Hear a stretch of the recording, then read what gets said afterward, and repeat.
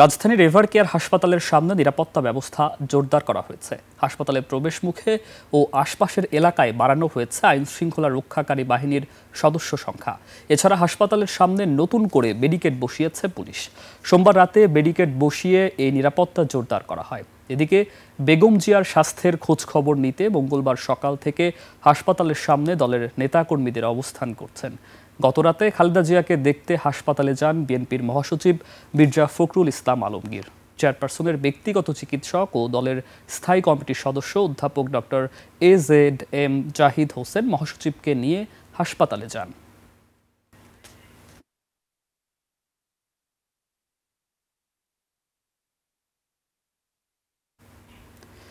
এভারকেয়ার হাসপাতালের সামনে আছেন সহকর্মী আব্দুল হাকিম মাহি। সরাসরি চলে যাচ্ছি তার কাছে। মাহি, খালেদা জিয়ার স্বাস্থ্যের বিষয় ও সেখানকার পরিবেশ সম্পর্কে আমাদেরকে বিস্তারিত জানান।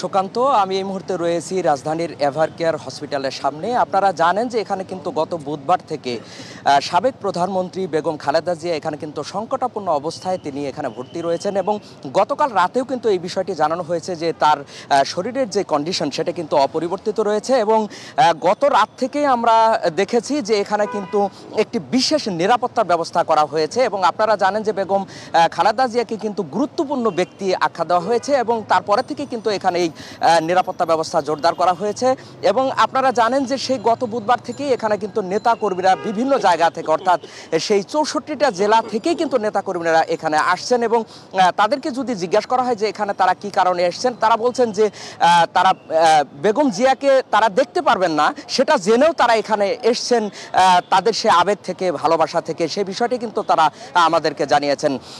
এবং আপনাকে আরেকটু তথ্য জানিয়ে রাখি যে আজকে দুপুর 12টায় এখানে কিন্তু একটি প্রেস ব্রিফিং হওয়ার কথা রয়েছে, অর্থাৎ বেগম জিয়ার সর্বশেষ শারীরিক অবস্থা কি রয়েছে সেই বিষয়টি নিয়ে কিন্তু একটি প্রেস ব্রিফিং হওয়ার কথা রয়েছে।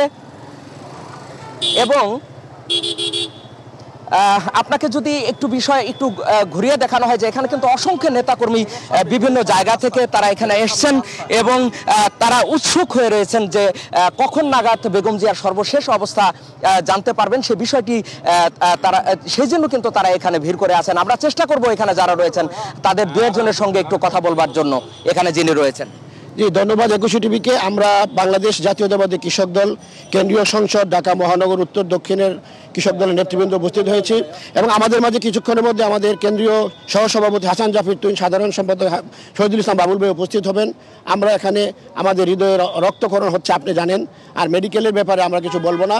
আমাদের দলের একমাত্র মুখপাত্র যাকে দেওয়া হয়েছে ডক্টর জাহিদ সাহেব, উনি ম্যাডাম খালেদা জিয়ার বিস্তারিত উনি বর্ণনা দিবেন। আচ্ছা, আরেকটা বিষয় একটু জানতে চাই এখানকার আরো দু একজনের সঙ্গে, এখানে তো আসতে নিষেধ করা হয়েছে, তারপরেও কেন আর কি আসা হয়েছে? আমরা আসছি ভালোবাসার জন্য, আবেগের জন্য। বিএনপির আবেগ হয়েছে দেশনেত্রী বেগম খালেদা জিয়া, যে কারণে সে আমরা দেখতে পারবো না, তারপর আমরা আমাদের সান্ত্বনাটু নিয়ে বাসায় ফিরে যেতে পারবো, সে কারণে আমরা এসেছি। আপনি কোথা থেকে আসছেন যদি একটু বলেন? আমি ঢাকা মহানগর দক্ষিণ কৃষক দলের আহ্বায়ক। আমি দক্ষিণের আহ্বায়ক হিসাবে আমার নেত্রী খুবই অসুস্থ, এটা সারা বাংলাদেশের মানুষ তার জন্য দোয়া করতেছেন, তাকে দোয়া করতেছেন এই কারণে তাকে ভালোবেসে তাকে দোয়া করতেছেন, আর তাকে এই মুহূর্তে বাংলাদেশের খুবই প্রয়োজন। সেজন্যই আমরা আমাদের আবেগ থেকে আমরা আসছি যে নেত্রীর হয়তো দেখতে পারবো না, কিন্তু নেত্রীর এখানে আসে, সেজন্যই আমাদের একটু আশা। ধন্যবাদ আপনাকে।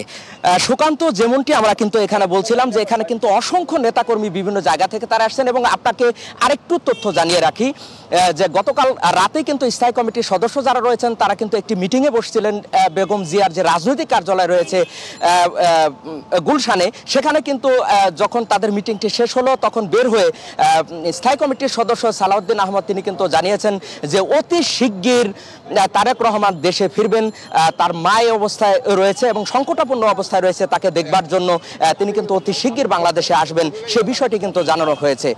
এবং আপনাকে আরেকটু বিষয় জানিয়ে রাখি যে এই দুপুর 12টায় কিন্তু প্রেস ব্রিফিং রয়েছে, অর্থাৎ বেগম জিয়ার সর্বশেষ অবস্থা সম্পর্কে আমাদেরকে জানানো হবে। এই ছিল আমার কাছে সর্বশেষ খবর এভারকেয়ার হসপিটালের সামনে থেকে। হাকিম ভাই, আপনাকে ধন্যবাদ।